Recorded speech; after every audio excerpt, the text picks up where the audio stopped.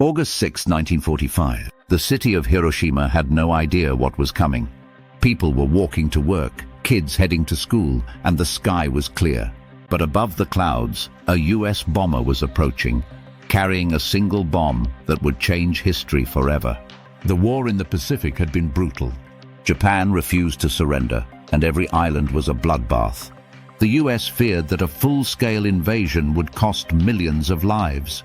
President Harry Truman made a grim decision: use the atomic bomb to force a quick end to the war. At 8:15 a.m. the bomb dropped. Its name was Little Boy.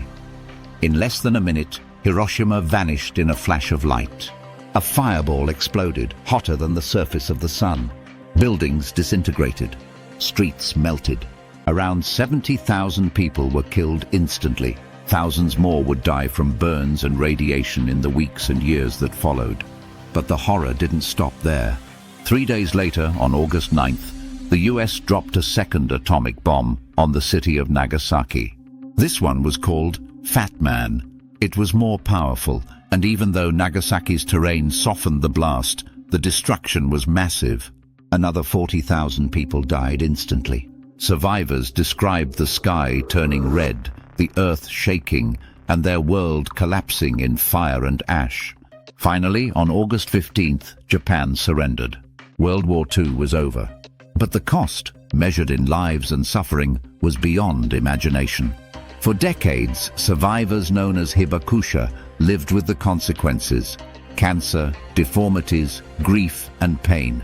The cities were rebuilt, but the scars remain. The bombings of Hiroshima and Nagasaki are still debated. Some believe they were necessary to end the war.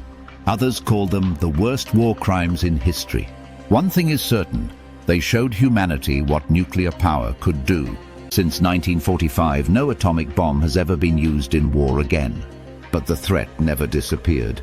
The memory of those 2 days reminds us what we're capable of, both in destruction and in the hope that we never make the same choice again.